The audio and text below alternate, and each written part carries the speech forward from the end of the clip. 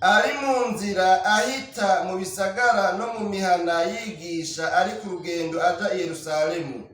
Umuntu aramubaza ati mugenzi, mbega bakizwa ni bake? Nawe arababarira ati mushishikare guca mu irembo ripfunganye.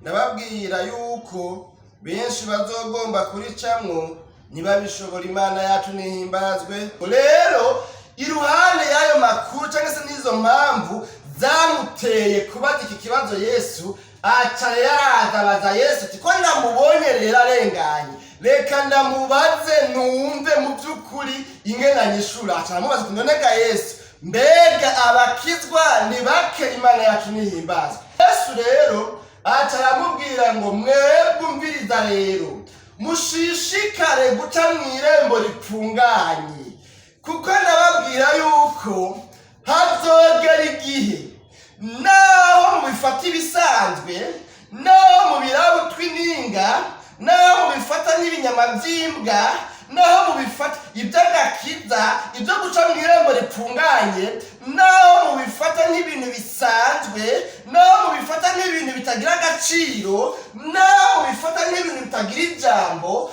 naho mubigwiza n'ubusa mugatora ubusa, naho mwabicishije mu ikaramu itukura, ndababwira yuko hazogera igihe, hari igihe muzogomba kuricamo ariko mutazobishobora.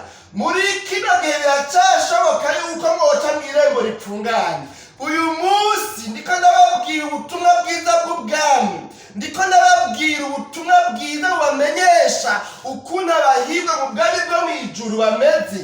Ariko nimwaguma mubiraba utw'ininga, nimwaguma mubifata ibisanzwe, ndababwira yuko hazogera igihe benshi bazipfuza guca muri rya rembo ripfunganye ariko ntibishoboke.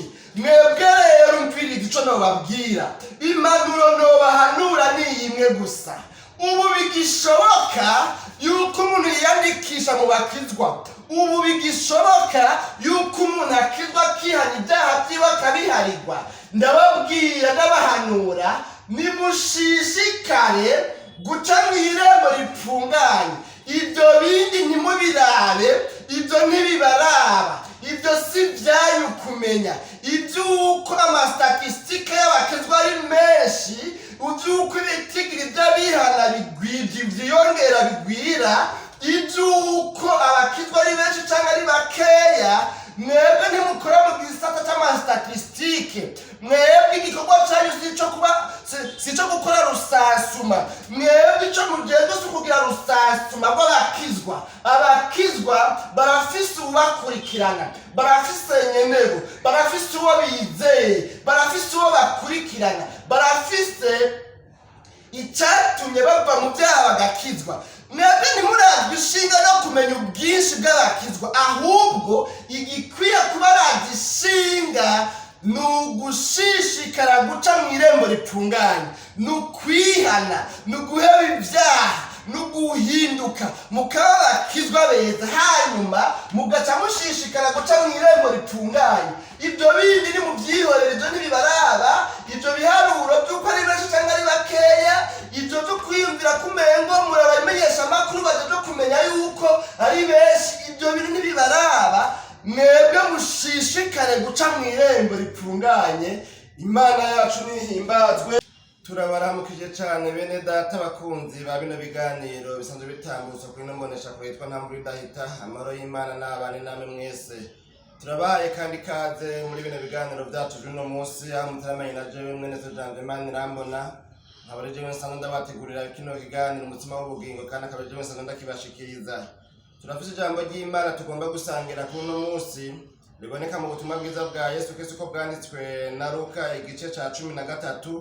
Tuza gusoma duhereye ku murongo wa 22 tugeze ku murongo wa 24, hanyuma twumva ijambo ry'Imana rihari tugomba kuganira. Ariko mugabo kandi tutarasoma iryo jambo ry'Imana cyangwa se tutarindira neza na neza mu kiganiro, reka dusenga Imana, twiragize Imana kugira ngo Imana ibane natwe mu kino kiganiro, hanyuma duce tubona gusangira aya majambo numva mu mutima afise. Dusenga Imana. Turagushimiye Imana nyina amahoro, turagukengurukiye cyane kutwemereye uyu mwanya kugira ngo dusubire kuganira iri jambo ryawe rizima n'abandi bakunzi basanzwe bakurikirana bino biganiro. Turaguhaye ikaze ngo abe ariwe ufata ijambo wigisha umwe wese ibigiye kuvugirwa muri kino kiganiro. Umuntu wese agiye kubikurikirana akuremo ijambo rihembura ubugingo bwiwe, akuremo icigwa, akuremo ikintu c'umumaro, ikintu kimugirira ikimazi. Urakoze, ibyo ugomba byose biba arivyo biba, ibitava ku bugome bwawe bibe kure yacu. Mu izina ryawe ryera Kristo Yesu tubisabye tubyizeye, amen. Dusomere ijambo ry'Imana nk'uko twabibabwiye mu butumwa bwiza bwa Yesu Kristo uko bwanditswe na Luka igice c'13. Dusome duhereye ku murongo wa 22 tugeze ku murongo wa 24. Jambo ry'umutwe rivuga ngo mbega abakizwa ni bake, ari mu nzira ahita mu bisagara no mu mihana yigisha ari ku rugendo aja i Yerusalemu. Umuntu aramubaza ati mugenzi, mbega abakizwa ni bake? Nawe arababarira ati mushishikare guca mu irembo ripfunganye. Ndababwira yuko benshi bazogomba kuricamwo ntibabishobora. Imana yacu nihimbazwe.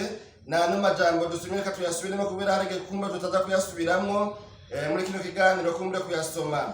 Indanzi y'amajambo cyangwa se ijambo ry'umutwe twabonye ko rivuga ngo mbega abakizwa ni bake, ni ikibazo cabajijwe. Hanyuma umurongo wa 22 uvuga ngo ari mu nzira ahita mu bisagara no mu mihana yigisha ari ku rugendo aja i Yerusalemu. Umuntu aramubaza ati mugenzi, mbega abakizwa ni bake? Nawe arababarira ati mushishikare guca mu irembo ripfunganye. Ndababwira yuko benshi bazogomba kuricamwo ntibabishobora. Imana yacu nihimbazwe. Bene data bakunzi ba kino kiganiro, umutima w'ubugingo c'uno munsi nano majambo tugomba gusangira muri kino kiganiro, aho tubonye ikibazo cabajijwe ngo mbega abakizwa ni bake. Iri jambo niryo tugomba kuraba inyishu yaryo.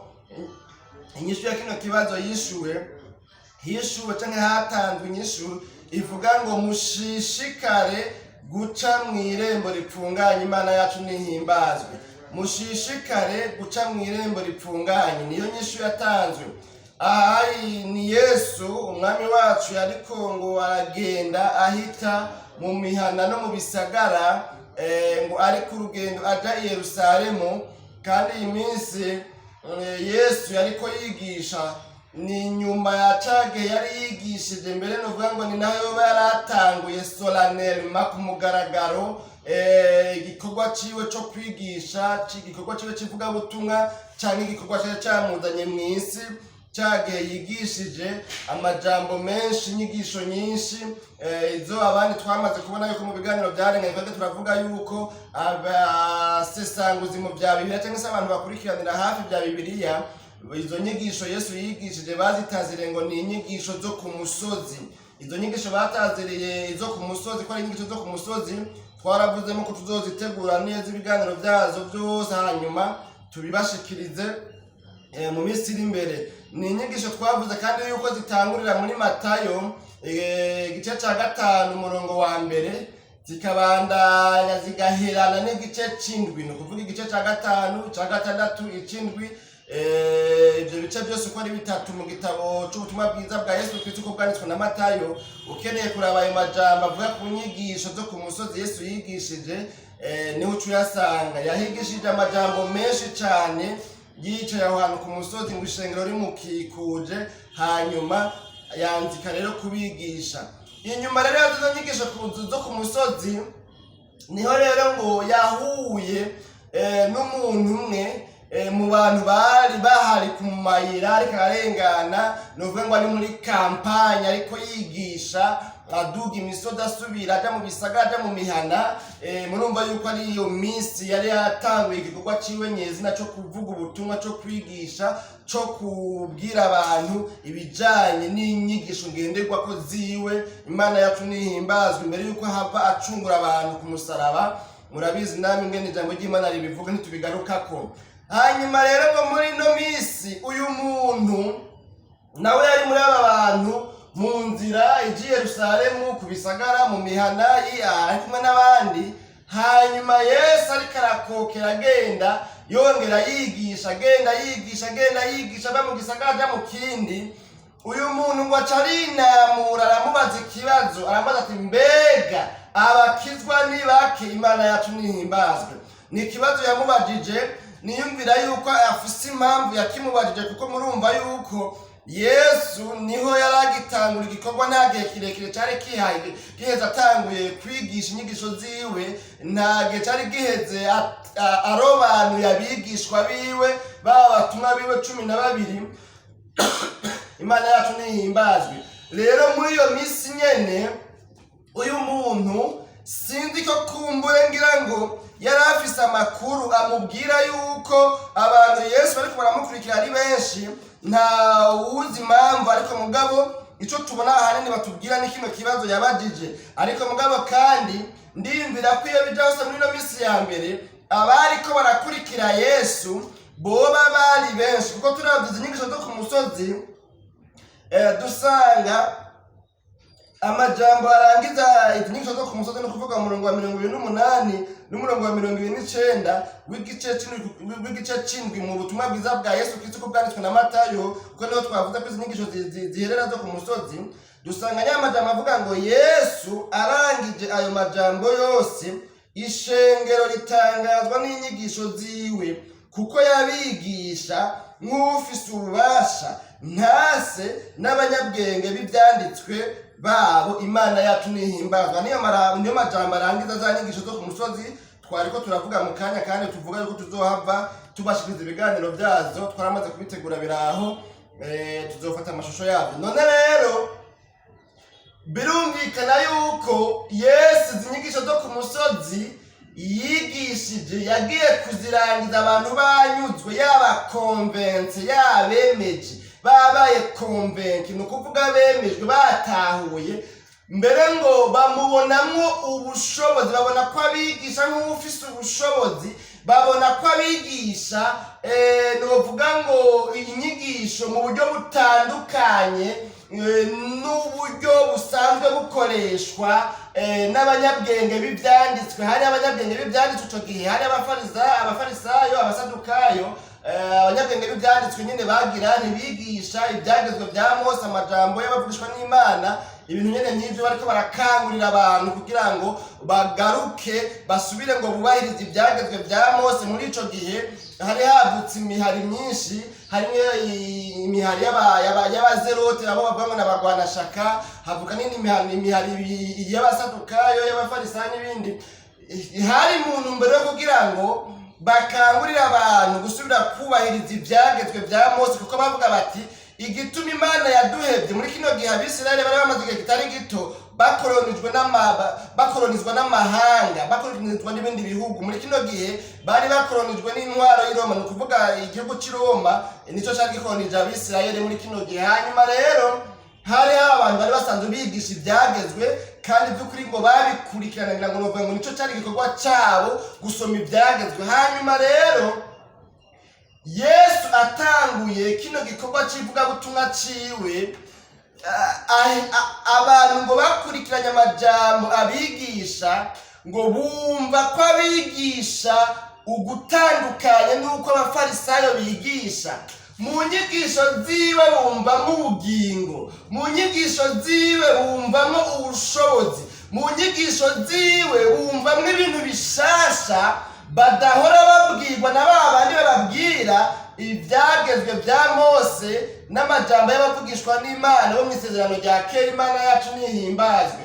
Ko rero abantu babaye konvenki, ko abantu batahuye, ko bibonekana ko zino nyigisho nyinshi yigishije zerekana ingene ukwemera kwiwe, ingene doctrine yiwe yifashe, ingene ihagaze, ingene imeze. Kuko tubona yavuze amajambo menshi avuga ngo kubahirwa mu bwami bwo mw'ijuru, aravuga n'andi majambo menshi ku bijanye no kuba umunyu w'isi n'umuco w'isi n'ibindi byinshi muzosome muri ariya majambo. Rero kubera yuko babaye konvenki, kubera yuko banyuzwe, batahuye, nca nimba ntiyo bija hose umuntu yoba yarafise amakuru aguma amubwira ngo na naka aheruka gukizwa, naka yakijijwe, naka asigaye ari umwigishwa wa Yesu, naka nawe asigaye yakurikira Yesu, naka nawe asigaye ari mu ishengero rikurikira Yesu, naka nawe asigaye yemera Yesu. Wa mwigisha mushasha, wa mumetre mushasha, wa wundi yagira igikorane bwa wundi, wa wundi yakorera yigisha za nyigisho kuri wa musozi, wa wundi yari afise igugu ry'abantu bariko baramwumviza mbere ngo bagataha banyuzwe, naka nawe asigaye yizeye burya. Birashoboka ko yari afise amakuru amubwira ngo namuyomba nawe yari asigaye yemera Yesu, kumbure namushikana asigaye yemera Yesu. Sinzi amakuru yari afise. Ibyo ni ibintu umuntu ashobora kwiyumvira bene data bakunze bakino kiganiro umutima w'ubugingo. Rero iruhande y'ayo makuru cyangwa se n'izo mpamvu zamuteye kubaza iki kibazo Yesu, aca yarabaza Yesu ati ko ndamubonye rero arenganye, reka ndamubaze numve mu by'ukuri ingena nyishura. Aca aramubaza ati none ga Yesu, mbega abakizwa ni bake Imana yacu nihimbazwe? Yesu nawe araba uyu muntu abagije ngo mbega abakizwa ni bake. Hanyuma arabye uyu muntu asanga nawe ntari no muri ba bakizwa banashaka, nari karabibaza n'abandi bari kumwe bibereye ku nzira, bibereye kwibarabara, bibereye kwirigara. Iby'ubwami bw'Imana ni nkaho umengo bariko baragira ankete gusa, ni nkaho umengo bariko barabaza gusa ko abakizwa ari benshi, ni nkaho umengo bari muri rusansuma. Ariko Yesu mw'Imana, Yesu mu bumana bwiwe yarabona yuko abo bakizwa ariko arabaza wewe atarabinjiramo, wewe atarabajamo. Hanyuma rero Yesu nyine yaciye yamwishyura amubwira ngo mushishikare guca mu irembo ripfunganye, ndababwira yuko benshi bazogomba kuricamwo ntibabishobore. Imana yacu nihimbazwe. Usomye mu butumwa bwiza bwa Yesu Kristo uko bwanditswe na Matayo hoho usanga havuga ngo muca mu irembo ripfunganye, kuko irembo ryagutse hamwe n'inzira y'igihamo ari byo bitwara abantu mu mahonero, ariko irembo ripfunganye n'inzira ntoya nibyo bitwara abantu mu bugingo.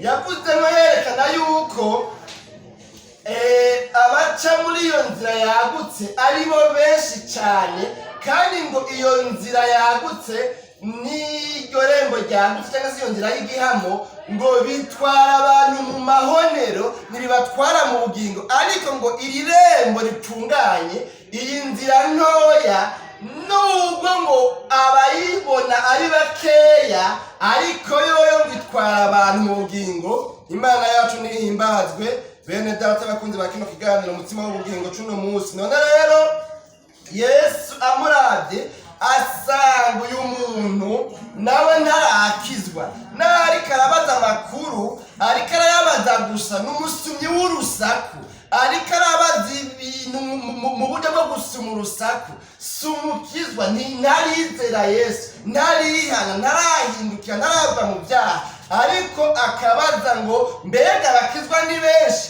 Mbega ikibazo twari ukubaza ko abakizwa ni benshi, cyangwa ari ukubaza ngo mbega naje nokora iki kugira ngo mbe umwigishwa wawe, mbega naje nokora iki kugira ngo mbe ibyaha.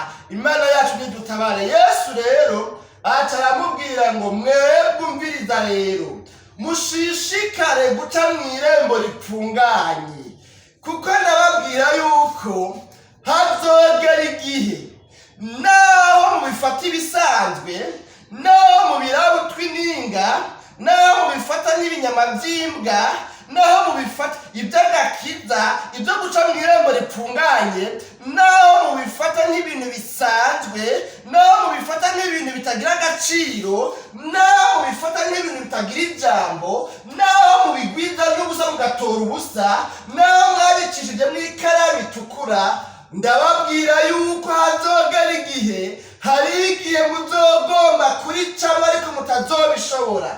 Muri kino gihe biracashoboka yuko mwoca mu irembo ripfunganye.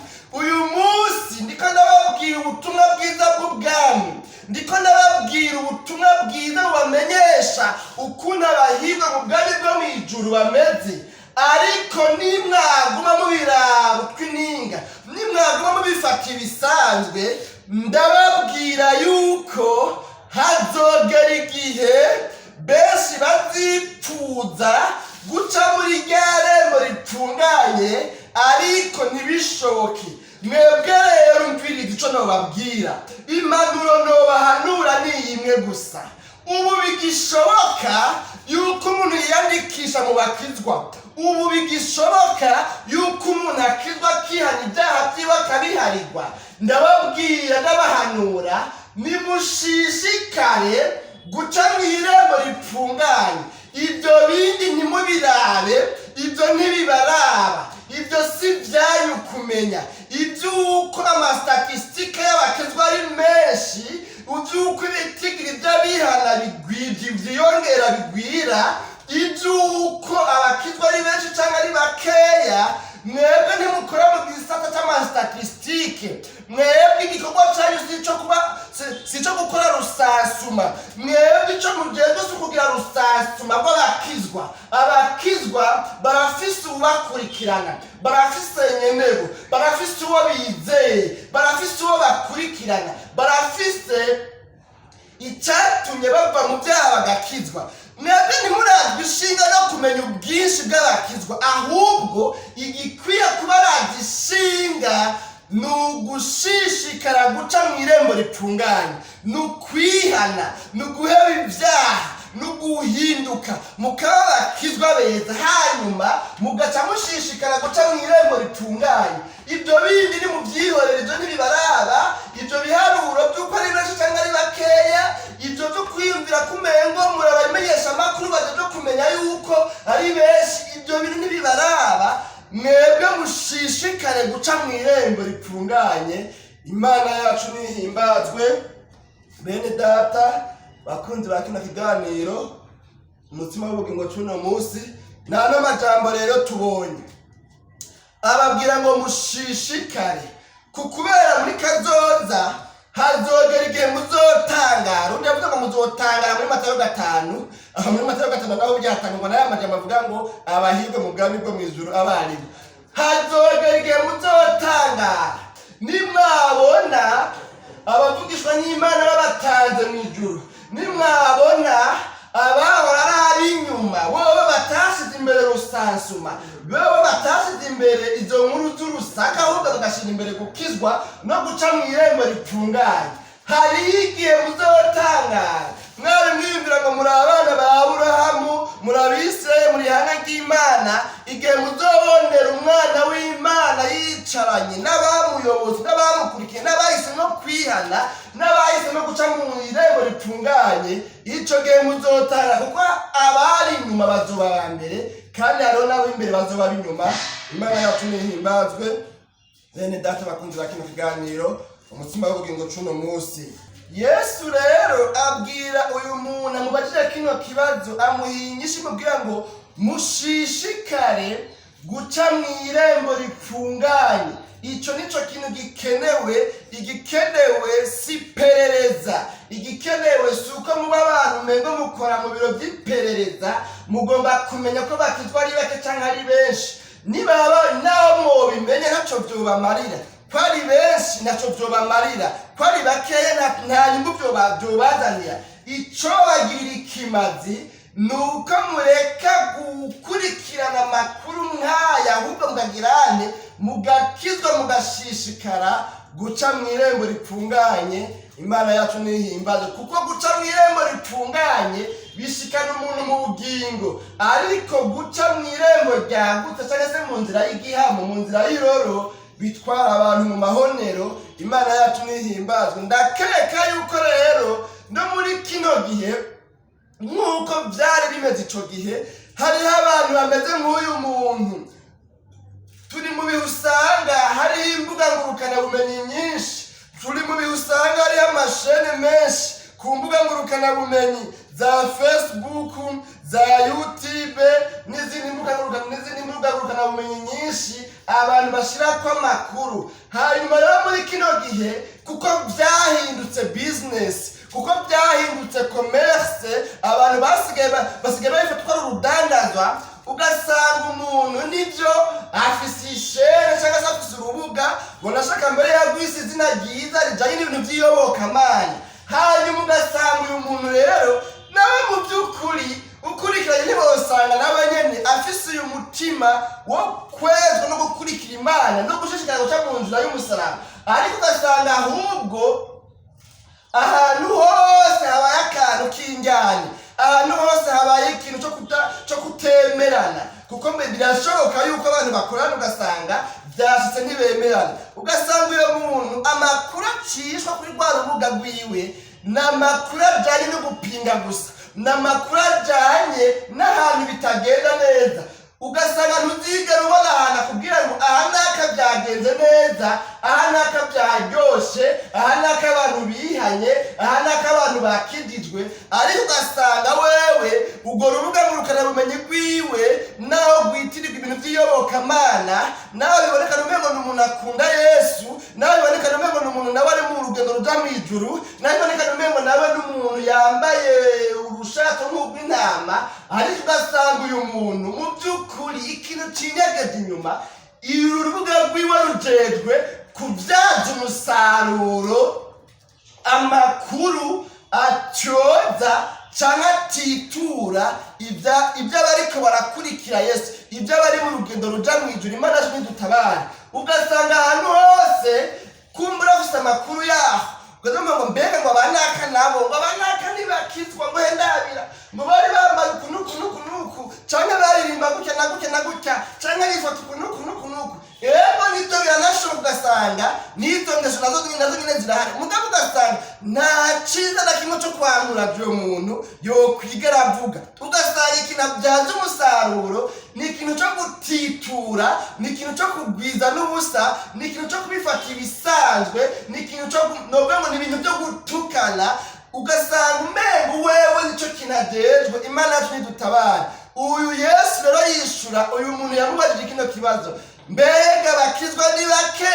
Aramubwira ngo mwebwumviriza ibyo ntimubyishinge, ibyo ntibibaraba, ahubwo kubera igihe kigiye kuza aho abantu bariko bitwaza amakuru aya n'ariya bazotangara bari biyumvira ngo nab'imbere, ariko ugaca usanga babaye ab'inyuma. Mwebwe shishikara, mushishikare gukizwa, mushishikare gukora iby'Imana igomba. Imana yacu nihimbaza, twabonye avuga ngo mushishikare guca mu irembo ripfunganye, mushishikare guca mu nzira Imana yemera, kuko twabonye yuko hari muri Matayo bavuga ngo irembo ripfunganye naho abaribona abahabona ari bakeya, ariko niryo rijana abantu mu bugingo. Imana yacu nihimbazwe. Bene data bakunda kino kiganiro umutima w'ubugingo cy'uno munsi, noneho n'iri jambo bene data, muri kino gihe birashoboka nawe kuronka amakuru menshi, kandi ayo makuru menshi ugasanga nayakritika iby'Imana, nayakritika abakozi b'Imana, nayakritika abaririmba, nayakritika abari mu rugendo ruja mu ijuru, kuko data abantu muri kino gihe byarahuravye nuko abandi bavuga umuntu aritwa ko akijijwe mugabo adakijijwe.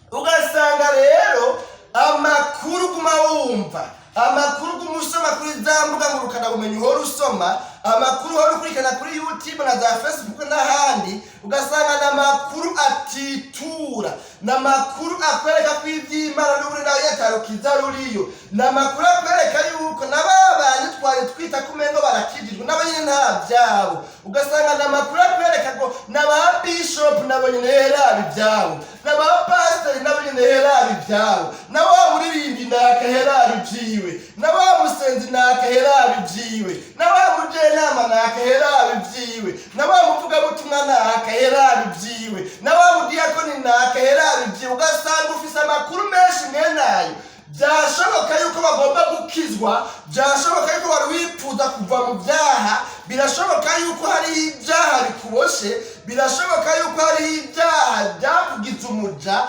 byakugize imbata yabyo, birashoboka yuko wuzuye ibyaha by'ubusuma, birashoboka ko wuzuye ibyaha by'akaborerwa by'ubusambanyi, birashoboka yuko mbere uri gukora n'ibyaha by'ubwicanyi, birashoboka yuko mbere uri gukora n'ibindi byaha kumwe bitandukanye, iby'ibiyayuramutwe n'ibindi. Ugasanga ibyo haragera igihe ukumva wicujije, ukumva ati nanjye notombora ngakizwa, numva ngomba ikintu congura muri bino byaha ukabona yuko ibyo urimo atari byiza ariko mugabo igihe cyose ugomba gutera intambwe ngo ubyihane bihebe ugaca uhura n'amakuru akwereka ko n'ababandi nabo nyene birabagora nabo nyene n'abanyangeso mbi nabo nyene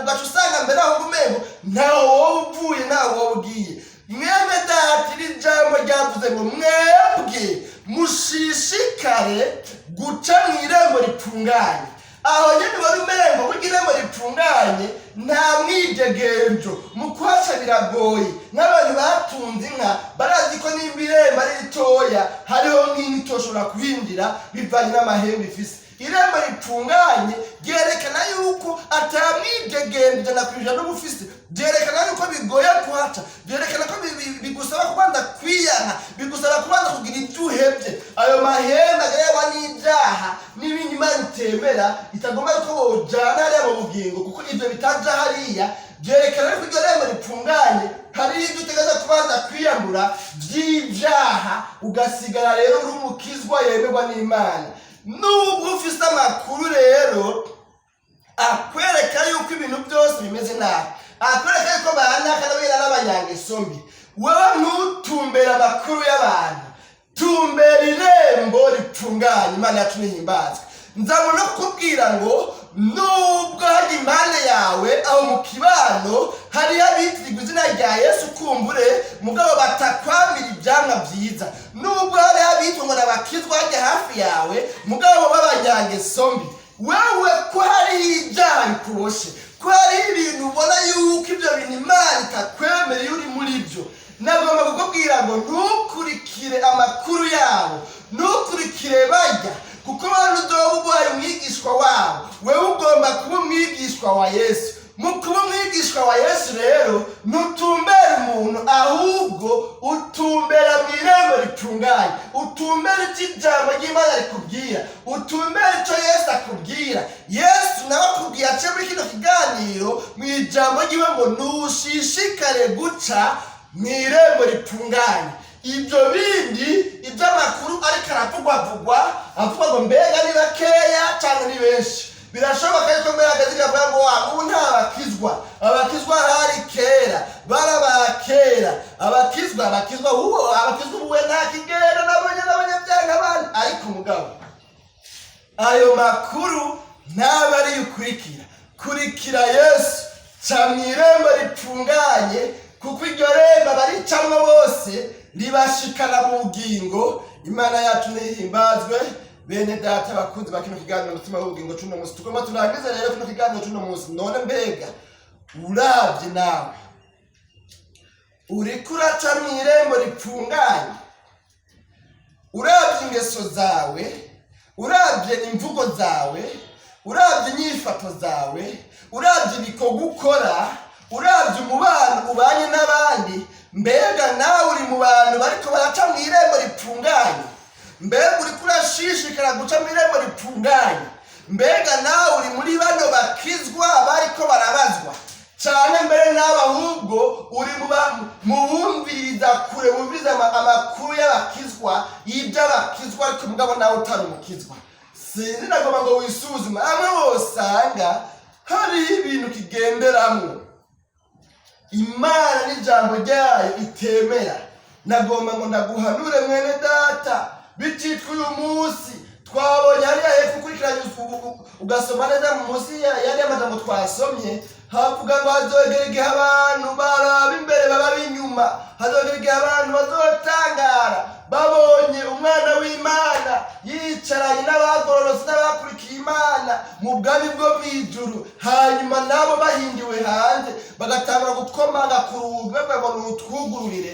Imana yacu nidutabara ico gihe ko kitaragera rero twagomba dusenga Imana mbega wumva ari ikintu wobwira Imana ati Imana erega najewe hariho ibintu nenda bahite kwihana kubera yuko mbona ko n'abanaka batihanye ko murabona n'abanaka baririmba mugabo bakaba batabiheze nani nabona ibintu bisanzwe nari nahise no kwibera uko nyene oyaye nagomba guca ubwira Imana ati Imana ndakwinjiza mu ntabare ndagomba guca mw'irembo ripfunganye, ndagomba gukora ibihwanye n'ibyo ugomba, ndagomba kugira ingeso nziza, ndagomba gushishikara guca muri ino rembo ripfunganye, kuko iri rembo rijana mu bugingo. Singomba gushishikara guca muri iyi nzira yagutse ndiko ndacamwo, kuko iyi nzira yagutse iremera n'abanyabyaha kwicamo. Iyi nzira yagutse nisaba umuntu kubanza kwiyambura ivyotuma adakwirwa muri iyo nzira, kuko yo iragutse. Ariko ndagomba guca muri iyi nzira itagutse, iri rembo ripfunganye, kugira ngo ndonke ubugingo budashira, kugira ngo nzobane nawe, kugira ngo sinzobe uw'inyuma ahubwo nzobe uw'imbere, kugira ngo sinzobe mu bazokomaga ku rugi badodora bavuga ngo nutwugururire, ngo cage wigishiriza iwacu, natwe twaravugishwa twararirimba, ariko bakavuga gutyo batigeze bihana neza ngo bakurikire Imana mu nzira ija mw'ijuru. Neza barusenga Imana, umuhombe n'umuntu yovimba akabifata ibisanzwe nk'abamengo ntaco bimaze, kandi impanuro yamushitse. Kubera igihe kiza nicashika hazogera igihe amajambo amushikirwa aca asanga ahindiwe hanze, kubera ko atashishikaye guca mw'irembo ripfunganye. Ariko umuhirwa n'umuntu akivyumva avyirabishako, asanga hari ikintu kitameze neza, agaca kuri Imana ati Mana ndakwingize ngo ntabare, uvuze ko imbabazi zawe nemerwe nawe, hanyuma nanjye nzobe mu imbere, mbe mu bashishikara guca mw'irembo ripfunganye. Nano majambo rero twumvise kadusenga Imana, tudosubira mu kiganiro umutima w'umuco gutaha. Turagushimiye Mana, nyina amahoro kubw'ano majambo twumvise, atubwiye ko dukwiye gushishikara guca mw'irembo ripfunganye. Naho abandi bariko barabiheba, naho abandi bariko barabivamwo, ariko tubwiye ngo dushishikare guca mw'irembo ripfunganye. Naho abandi bariko barabititura, naho abandi bariko barabigwiza n'ubusa, naho abandi bariko babifata nk'ibisanzwe, ariko tubwiwe ijambo ryiza ngo dushishikare guca mw'irembo ripfunganye, kuko irembo ryagutse ritwara abantu mu mahonero. Urakoze kuri Imana. Umuntu wese rero yisabira imbabazi ku vyariko biratuma ashishikara guca mw'irembo ryagutse ritwara abantu mu mahonero, numugwize ko imbabazi umwemere, hanyuma ashishikare guca mw'irembo ripfunganye. Urakoze kuri Imana, umushobozi umuntu wese avyiyatuye ko kuguma mu rugendo ruja mw'ijuru, mw'izina ryawe ryera Kristo Yesu tubisaba tubyizeye, amen.